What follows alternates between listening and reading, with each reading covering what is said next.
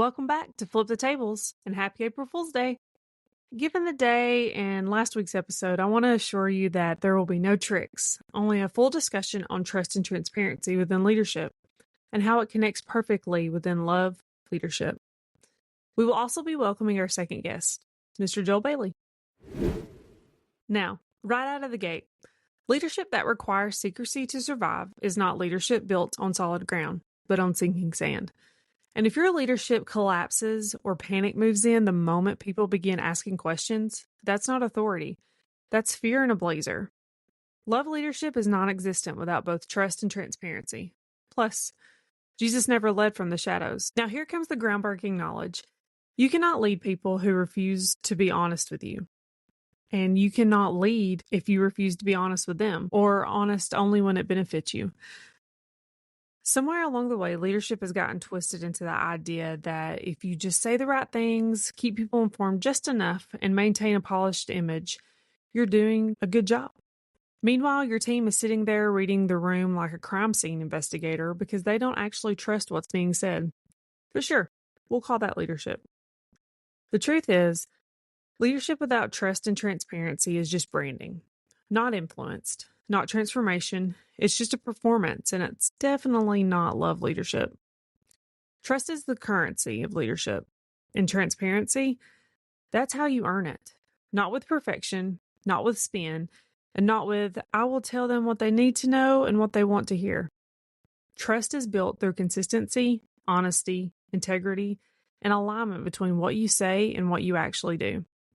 And if that sounds intense, well, because it is. Now let's start with transparency. Transparency is love in action. And no, it's not about telling everyone everything. It's about telling the truth about what matters. Research tells us that ethical leadership that consistently shows transparency strengthens trust, commitment, and psychological safety. When leaders explain why behind a decision, even the unpopular ones, people respond with a greater engagement and resilience. Continued research pulled from Walloomba states that transparent leaders share information openly, admit their mistakes, and communicate honestly. Norman, Avalio, and Luthens showed that transparent leadership communication had a significant increase in follower trust and organizational commitment. Love doesn't manage optics, it builds integrity.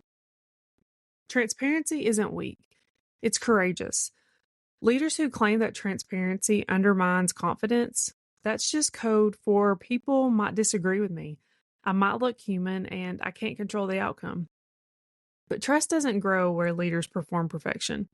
It grows where leaders model honesty. Edmondson's work on psychological safety proves it by stating that people take responsibility, innovate, and speak up when leaders are open about limits and mistakes. Again, that's not soft leadership. That's strong leadership that isn't afraid of daylight. A scripture that we will visit frequently this season comes from 1 John 14:18. Perfect love drives out fear. Because fear hides, but love tells the truth, and it stays. Now let's get to trust. The one that is not built by position, but by practice. A lot of leaders assume that trust comes automatically with a title. Well, it doesn't. You've been led astray, yet again. Trust comes from consistency, honesty, and follow-through over time. Research backs this up across industries, cultures, and all the contexts. Stephen M.R. Covey argued that trust is measurable leadership competency, not a personality trait. When trust is low, everything slows down. Some things come to a halting stop, and morale plummets. But when trust is high, everything works better, smoother, and everyone is genuinely happy. In other words, love scales. A more blunt approach comes from 1 Corinthians 4:2, which reads, "It is required that those who have been given trust must prove faithful." Now that says faithful, not impressive, not untouchable, and not mysterious. See, nothing kills trust faster than controlled narratives, selective data, and information that's drip-fed to maintain dominance. Secrecy, silence. It's wrong. Again, your title should not come with a power trip of entitlement, expecting everyone to just fawn over your every word. Trust requires work. The title to a blog by Amy Reese Anderson fits perfectly here. Trust takes years to build, seconds to break, and forever to repair. Throughout the blog, she compares broken trust to shattered glass and crumpled paper, and that has to be the truest thing that I've ever read. Harvard research on organizational trust shows that employees and followers can tolerate uncertainty far better than deception. Silence breeds suspicion. Vagueness breeds stories, and those stories are never flattering. A meta-analysis of 106 studies conducted by Dirks and Farron in 2002, pulled from the Journal of Applied Psychology, found that trust in leadership significantly predicted job satisfaction, organizational commitment, and overall performance.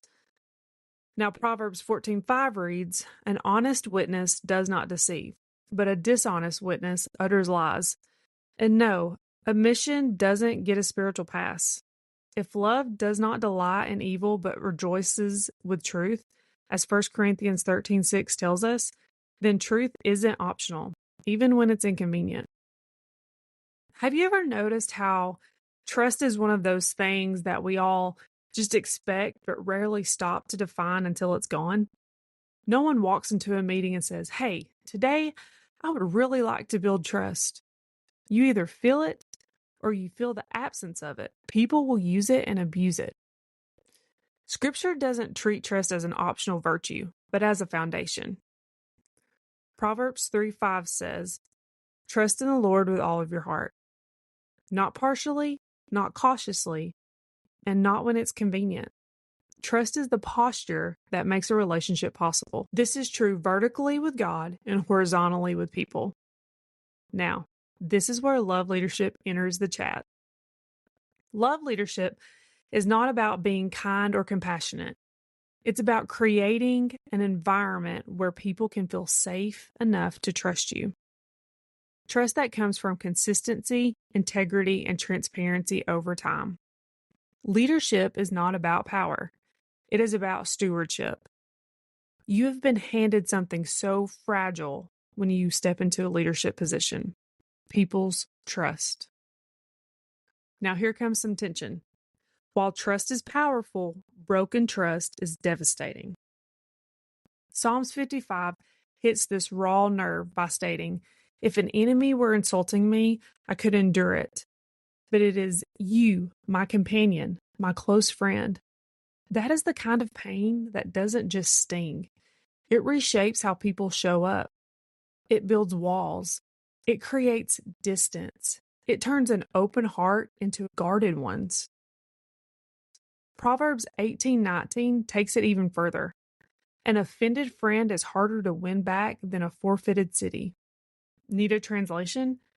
Once trust is broken, you're not just rebuilding a relationship, you're tearing down walls. Which brings us back to transparency as being a non-negotiable. You cannot rebuild trust with silence. You rebuild trust through truth, humility, and ownership. Proverbs 28:13 says, "Whoever conceals their sins does not prosper, but the one who confesses and renounces them finds mercy." There's the blueprint. In love leadership, trust is the currency, and transparency is how you earn it back when it's been lost. But it doesn't always work that way either. Trust is fragile, so don't lose it. Now let's dive into some biblical stories where we see trust established and where we see it blatantly broken. Saul lost trust because he hid, blamed, and performed. David regained trust because he confessed, repented, and stayed visible. 2 Samuel 12:13 reads, "Then David said to Nathan, I have sinned against the Lord." That's transparency. Nehemiah rebuilt trust by clearly communicating the problem, the plan, and the process out loud, publicly, and together. Jesus himself allowed betrayal, denial, and doubt to be seen rather than covered up. Jesus did not hoard information to preserve power. He explained. He clarified. He answered questions, even the bad ones. He told his followers what was coming, even when it scared them. John 15:15 reads, I don't call you servants anymore. I have called you friends because I have made known to you everything I have heard from my Father. That's transparency. That's building trust. It's not oversharing. It's not chaos. It's not dumping responsibility downward, but inviting people to truly understand. Leaders who say they don't need to know often mean I don't want to be questioned. Jesus wasn't afraid of questions.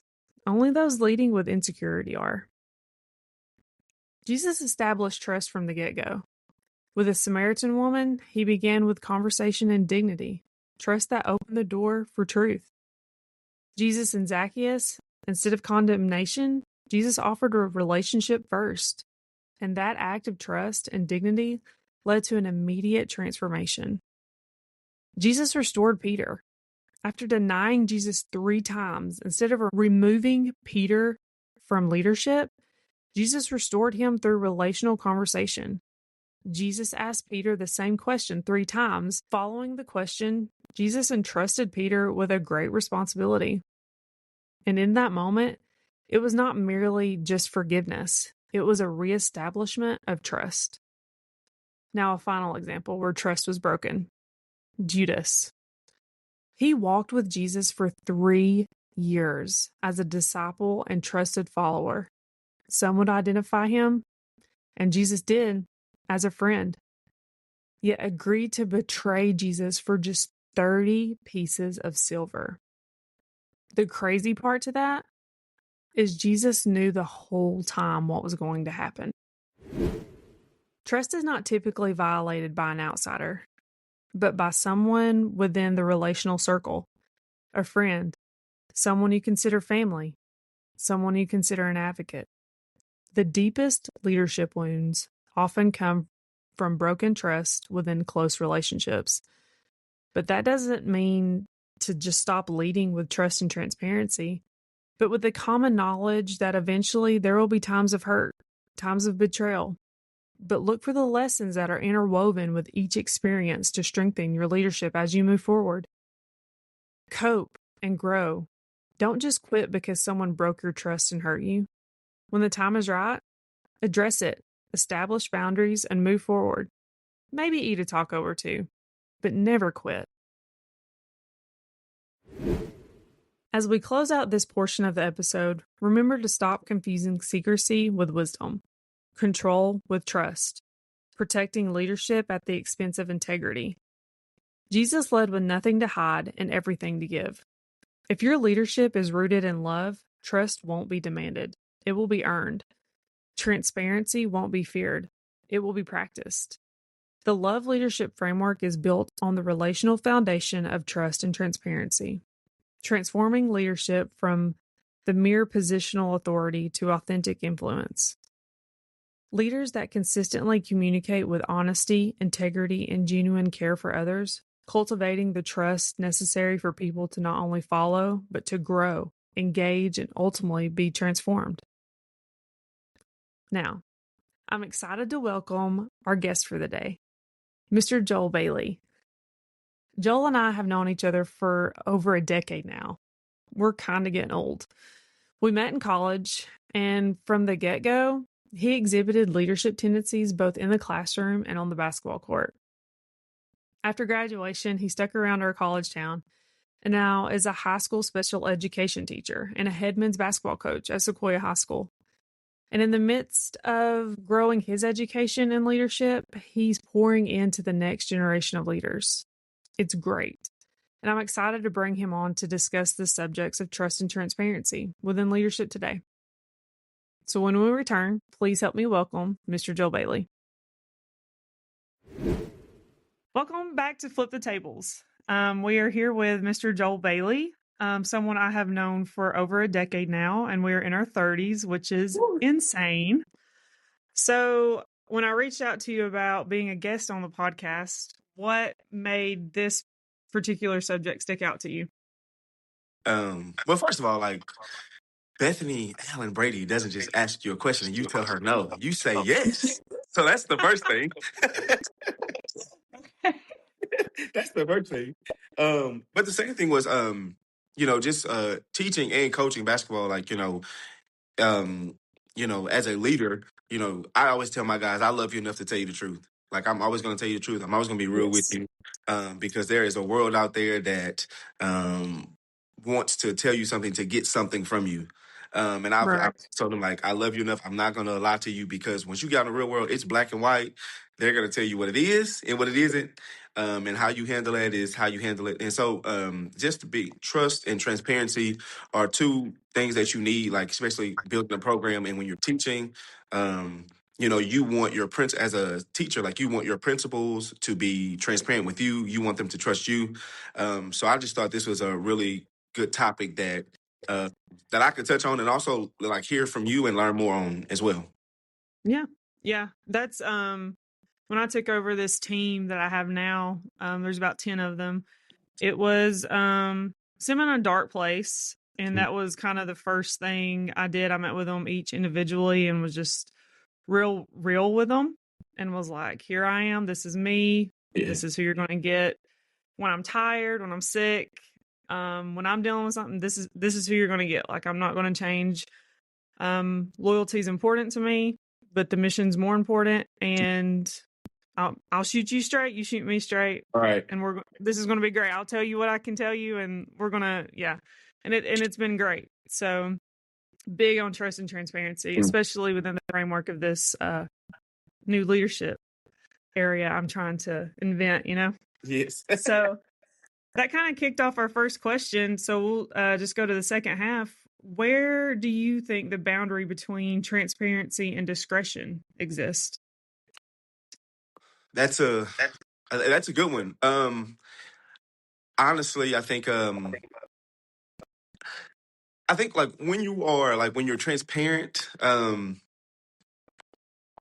it's a double-edged sword, because sometimes it's kind of like, you know, where does it? Like, like, that's the question Yeah. between, like, you and that person. It's like, where does it? But also, at the same time, it's like that transparency, I like all the way transparent. You know what I mean? Like, Yeah. just that that's like I said, that's a tough one. But I think it also goes to, like, when you talking with a person or in a group, like, you can feel exactly where, it's got to be like, okay, let's table this, and let's, you know at another time, or alone, or things like that. So I think it just goes off of that feel that you have Yeah. with the person that you're talking to, or the group that you're with, or the group that you're leading. I just think it goes that way, like that feeling that you have Yeah. with I don't know. What would you say? What It would it's kind of, to me, it's the I mean, you got to stay prayed up so that you have that discernment on who you're talking to at that time. Yes, yes. And then I actually explained this to someone not too long ago, how I kind of divide trust in my mind. Mm, Like, I have these different levels of who I trust and what levels. Like, I have my core four, yes, Landon's up top, number yes. one, husband. Then I've got my core four, and then, like, it kind of trickles down in different levels, and so that's kind of how I determine what I'm going to share and when I'm going to share. Not necessarily keeping things from them, because I won't. If you ask more questions, I'm gonna there's a way I will describe that to you. Right, But then right. there are some things in administration you kind of have to keep Mm, confidential, and that's yes. just part of it. But I'll even I'll tell them, I would and I will when I can, but right now I just can't. Right. And I think, So and like for me, I know, like, for us, like, grown, like, basketball players, like, we both yeah, were playing at Hawaii College together. Like, I'm always say, like, what happens in our locker room stays in our locker room. yep, Because that's, like, when you let others in, that's when we start to separate. And then it starts to be, people on islands, and it starts to be like the cliques start to happen, and, like, we don't yep, want that to happen, so yeah, you to be able to keep it within the group, but you also got to be able to talk to certain ones and say, listen, we got to be better at this. I need more from this. And, just yep. that. And your team is going to take that accountability and direction better from you if you've already established that trust. Yes. Yes. So, 100%. yeah. So the second question is, do you think that trust truly can exist in an organization or a team where the leaders communicate only selectively or share information that only benefits them? I think yes and no. I Okay. think like you said, like that core four. So like I'm Hmm. looking at it like, as far from a coaching standpoint, you know, you have like your team, like your seniors or whatever, like so, and you can pull them in and you can say, listen, and you can talk to them a different way than you maybe can talk to your freshmen. You can talk to Right. your sophomores a different way that you can talk to your juniors. You talk to your so it's that way. And some things like just everybody doesn't need to hear. But there's also some things that some people may take differently, right? Yeah. Sometimes like, and I always say it, and then sometimes I get so like I'm so passionate. I love what I do. I love you know trying to get the most out of people and getting like the best from them. Um, but sometimes like I can talk to some players or some people a certain way, but sometimes your tone or like it diminishes your message. So like Yeah. just being able to know who and you can be selective. Yeah. But I also feel like you also have some people that says, well, he didn't tell me that. And so now they feel left out. Well, why didn't I hear that? Why didn't I get that message? Or why didn't I get that email? Why didn't I get talked to like that? When it's like Yeah. it's like it's just not for you, you know? Yeah. Um, so I think it can exist, but I think, when you like you said, you have that trust and you build those foundational relationships, and sometimes you got to tell them like, listen, like this is just a conversation that we had. But also I think that Yeah. when you come back together as a group and you start to say, because I always try to frame it a certain way to make my guys kind of feel better about it. And I always say, well, so and so and I had this conversation, and I don't think that they would mind me speaking on this part of it. So that lets them Yeah. know, like, okay, they had a conversation, but I'm also sharing parts of that conversation to let you Yeah. all hear it as well. So which then makes them Yeah. feel included in that. Yeah. That's kind of how like I've got the different titles, whatever. Titles irritate me. I'm not a big title fan. But I've got people in these different positions and they don't necessarily need to know, like you said, know the same information. But when Mm, we come together in a team meeting, we may have had a conversation that needs to be shared with the group at this time. right. But it's just so I see that as the selective. Now, if you ask me the only benefits them, that kind of puts me in the okay, what are you trying to get out of these people and why are you being fake nice? Right. Which is a whole different Mm, subject of yes. problems. So But I, yeah. but I also think that goes back to it goes back to that first question, like building those relationships and like being transparent with them, because I think like once you're like that, I don't feel as if like people will say, well, like, are they being fake with me? You know what I Yes. mean? Because Yep. it's like, well, look, but like I'm transparent with you. I told you like this is it. This is what you're going to get. So I Yeah. think they're going to be like, I think they can be like, well, that's just who Coach Bailey is. That's who Beth is. That's who Yeah. they are, because Yeah. they told us from day one like this is me. So I Yeah. think it helps like being that transparent person. Yeah. And that goes right into the third question is leadership behaviors that consistently build that trust. And I think being consistent is the biggest one. Yes. Yes. Um, Um I would say just like you said, like consistency. Um, I think, but it's also being there. I always say, I'm gonna love you through it all, but loving you does not mean telling you when you're wrong. Loving you does yeah. not mean consistently patting you on the back. Correct. Loving you does not mean that I'm not gonna tell you the truth. Right? Yeah. I love, and you know this, like I love Pat Summit. Yes. I love Yes. I have loved her since I was, I don't know, 8, 9 years old. And the one thing Pat Summit always says, she's like, you gotta love people that tell you the truth, because they paid you like that service. They love you enough to tell you the truth. And Yes. so you got to do that. Um, but I also like my aunts raised me, and they always would tell me that we don't wallow in self pity because that's how you drown. And sometimes like you need people to say, "Well, you created this storm." So sometimes you Yeah. have to take the rain because you did it. But now, guess what? That does not mean I'm not going to be standing there with an umbrella in the rain with you. Right. Right? But Yes. just know that, like, hey, if you brought something on yourself, we got to deal with it. Right? You spilled Yeah. milk. Let's look for a paper towel. We're not going to cry over spilled milk. We're going to find a way to clean it up. Um, and so that's just what I think. And I think that when you do those things with your team, with the person, they really say, okay, he has my back. She has my back. We're in this together. And I just Yeah. think you continue to do those things and be consistent and consistently show up and consistently be that way. I think it'll be okay. Yeah. It will be. It'll be beautiful. Which on the flip side to that same question, what do you see the behaviors are, even the small ones that erode trust within a team?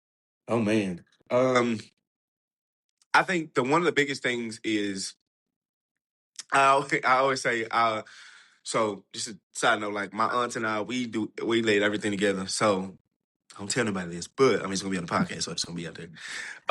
So one show that they watch all the time, like, so I'm in Tennessee, they're back in Louisiana, and so we go home, and when I go home, I'm just like, listen, I'm like, I don't care. We could just be sitting on the couch watching TV, and like, I'm just in your presence. So they used to watch The Real Housewives of Atlanta. Okay. Ooh. Yeah. So I'm just sitting there watching it with them, and one of the things that said, like one of the ladies on the show said, she's like, if there's an issue and you don't tell me there's an issue, we don't have an issue. You have it because you didn't tell me. And I think like when that issue, like, and you go tell everybody else and not the person that you may have the issue with, like that starts to erode that trust. Like, so you went and told this person, that person, but you didn't tell me, Yeah. you know, just being honest, like tell them, like, if there's something, like, let's work through it, let's fix it.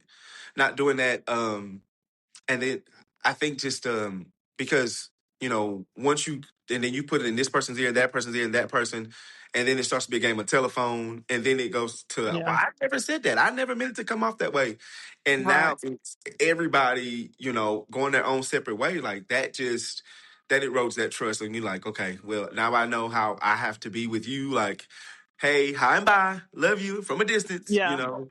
Um, Yeah. that way. I think Danny Roach trust.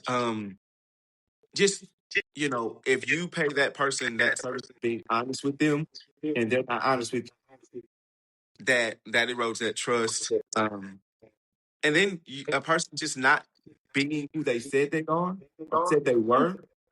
Yeah. Um, that erodes that trust. And just a person who doesn't reciprocate what you do for them. Right. If I'm continuing to Yeah. show up for you, then like do the same. Right. Because then Right. it turns into I have an issue or I have a problem going on in my life or I have an issue in the workplace or whatever. But I don't want to come to you with it because I don't know that you're going to be the same person for me that I was for you. Yeah. Yeah. That is a good comfort level to have with somebody. And it's tough to work with someone and you don't know where you're at. Yeah. Yes. Yeah. Yeah. Mm. So the last question for this interview that I have, and if you have some, we can go into it. How do you think leaders should respond when their trust has been broken within their team? Whether the leaders have trusted or the leaders' trust has been broken with their team, or the team no longer trusts their leaders. That's a good one. That's a good question. Tough. Yeah, it is. I think it just whew, I don't know. I mean, you because trust is it's like a mirror. It's like a mirror. Like once that mirror hits that ground, it's shattered. It's Yep. hard to put those pieces back together. Like you can get all the big pieces, but there's still that one little crack Yep. that's not there. And you're like, hmm? You're like, I don't know. I Yeah. don't know. Yeah. But I think you have to do like the best that you can. I think with the pieces that you have left, just try to be the best. Like um, really work on communication. Like really say, listen, okay, you know. and have a talk with a person or whoever it is. It's like, hey, let's really talk and say, okay, listen, um, this is what's happened.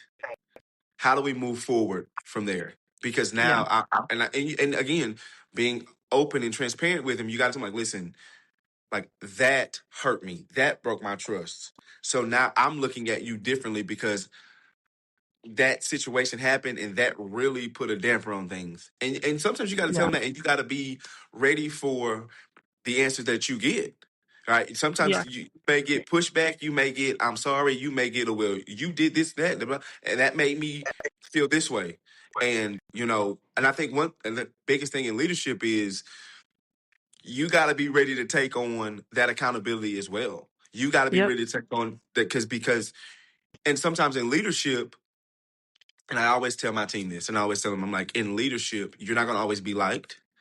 You're Nope. not gonna always be, you're not gonna always be loved. You're not gonna always be whatever because you have to be that leader. And that means putting your foot down. That means, holding people accountable. But I always tell my guys, my team, I say, listen, if it take like we're at practice, we practice for 2 hours. I'm like, well, if it takes for you to hate me for 120 minutes for me to get the best out of you, then you're gonna hate me for 120 minutes because I need to get the best out of you. And then like Yeah. at the end of the day, you're gonna say, well, dang, I hate him, but he made me better. Like, he made me, Yeah. Yeah. be Yeah. on my P's and Q's all the time. Um, but again, like, but it goes back that trust and transparency. Like, hear those two words come again. Yeah. But anyway, like got off topic there. But again, just having those tough conversations, being able to handle what's being thrown back at you. Mhm. And I think like in leadership, a lot of your, whether it be team in the workplace or whatever it is in the household, they watch how you respond. Yes. They watch a Yeah. lot. They watch every single thing that you do.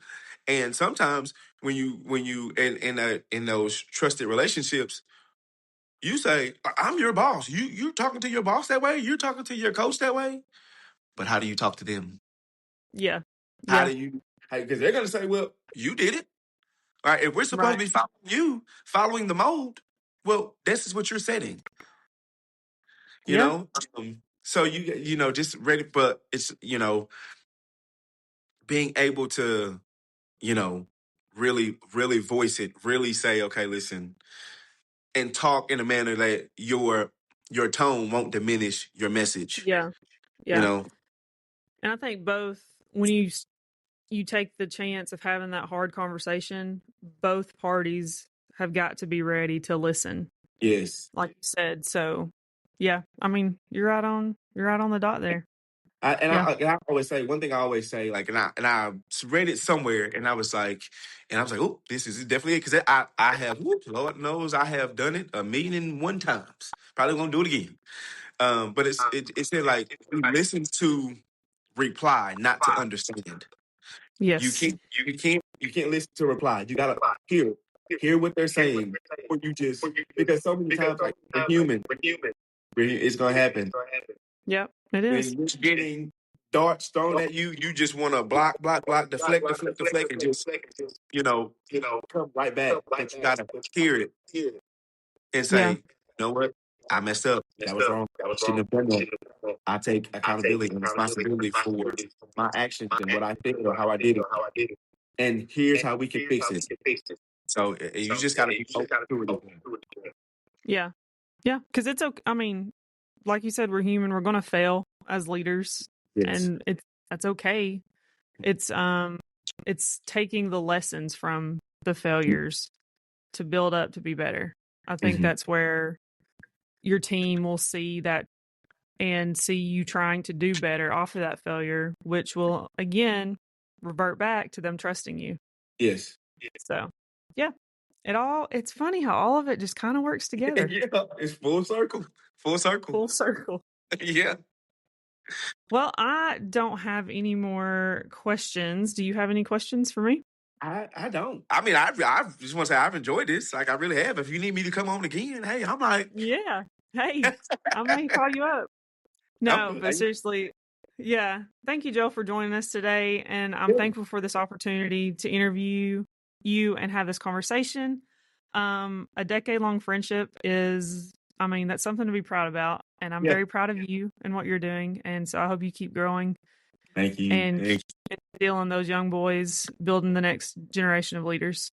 Yes, sir. Thank you. Thank you. Thank you. Thank you. Listen, and I just want to say, listen, everybody out there, listen, Beth is like one of the best people ever. But no, like, and I mean this, best people ever, one of the strongest people, like a wife, a mother. She is doing amazing things. Like, I remember when I was at Hawaii, I'm just saying this, sorry, podcast people.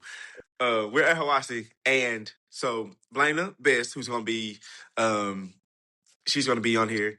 Also Beth, so I remember Blana for sure. I was in class and I would be like, oh my God, I hate her. Because like Blana did, she was the best at every single thing. And so like growing up, I was like she just thinks she is all that. But but that was because I was underachieving and I wasn't living up to the standard. Like Blana was setting the standard, and I was like, no, no, no. But it's those people that like that, like and Beth, it's people like that that are living the standard that you're like, they just think they're all that, but they're not, because it's like they know that they can be doing better. They know that they want to be the best at whatever they're doing. And Beth is one of those people that is the best at what she's doing. And it makes me like to say, I graduated with her. So, I was there. Like I watched her grow, and so like, and even like now, like where you are, doing what you're doing and living the standard, like it's still to me, it inspires me to keep going. It inspires me to just to stay after it. To have somebody to chase after, to be like, okay, Beth is doing this, Blaine is doing this. They're still working. They're working their butts off. You're not doing enough, Joe Bailey. Get on your stuff and get better and get after. So thank you for living the standard. Thank you for the people that you're working with, having trust and being transparent with them. I appreciate you. Thank you, thank you, thank you. Thank you. Thanks. You almost made me Mhm. cry. Sorry about that. Sorry about that. No, you're good. All right, I appreciate it. Okay. Thank you. All right, you're welcome.